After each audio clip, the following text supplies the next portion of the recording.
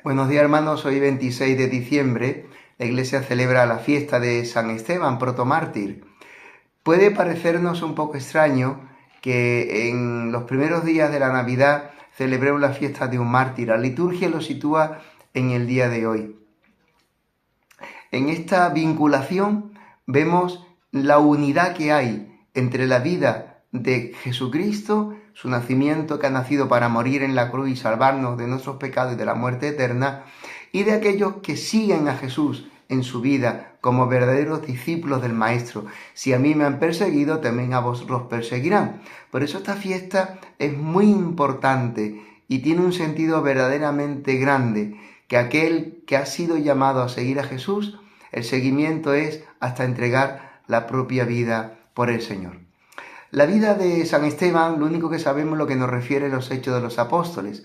Por su origen se deduce, y así también por su nombre, Stéphanos, en griego significa corona, que era de origen helenístico, como dicen los Hechos de los Apóstoles. Posiblemente uno de los 3.000 oyentes que en la predicación de Pedro el día de Pentecostés estaban en Jerusalén escuchando la predicación del querigma, del anuncio de la muerte y la resurrección de Jesucristo por el primero de los apóstoles. Por tanto, podemos identificar en Esteban uno de estos 3.000 oyentes de origen judío, pero de formación y de cultura judeo-helenística. Sin duda, participó en la vida de la primera comunidad cristiana, que lo tenía todo en común y se agrupaba en torno a los apóstoles para orar, celebrar la Eucaristía y atender las necesidades de los más pobres, de los más necesitados. No había, decía los Hechos de los Apóstoles, nadie que pasara necesidad, porque todo lo ponían a los pies de los apóstoles y después ellos lo distribuían a los más necesitados. Sucedió entonces, como dicen los Hechos, que hubo una pequeña discusión entre los de lengua griega y los de lengua judía, por cuanto que había viudas helenísticas que no eran atendidas. De ahí viene después el origen del diaconado.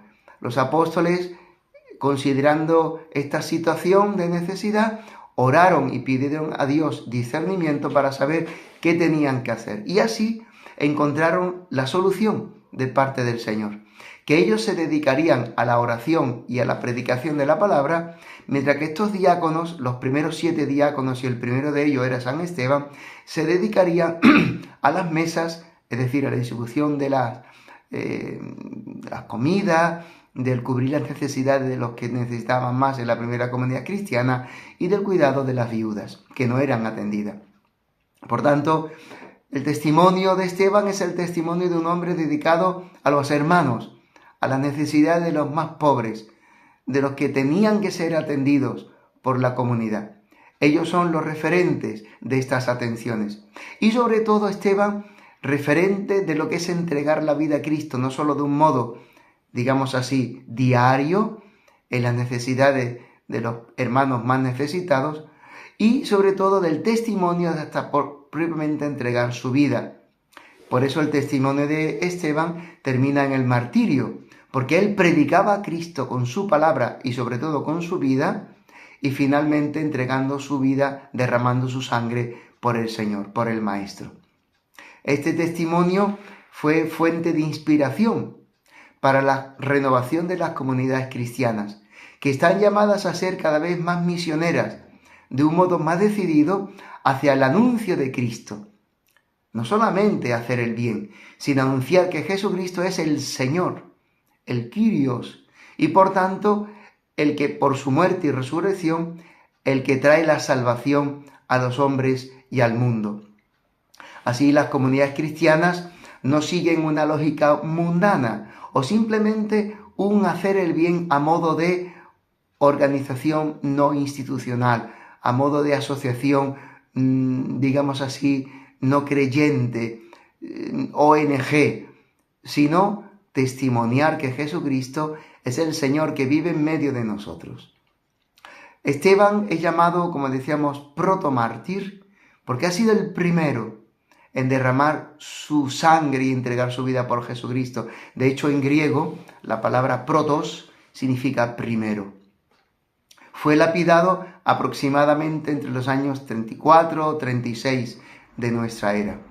Esto demuestra que la imitación de Jesús es doctrina desde el principio de la Iglesia. Como decías antes, si a mí me han perseguido, dice el Señor, también a vosotros os perseguirán. Por tanto, el testimonio que se da por la persecución es el más verdadero, que muestra el seguimiento de Jesús. Sus seguidores sabían que desde el inicio el camino de seguir al Maestro conllevaba también inseparablemente e ineludiblemente el martirio. Martir significa testigo.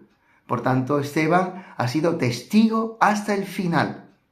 De tal manera que incluso imita al Maestro, es decir, vive el mismo espíritu que Jesucristo crucificado. Cuando el Señor en la cruz pidió el perdón para sus verdugos, así también Esteban, a los que le estaban lapidando, matándolo a pedradas, también suplicaba y rogaba por sus verdugos, diciendo: Señor, no les tengas en cuenta este pecado.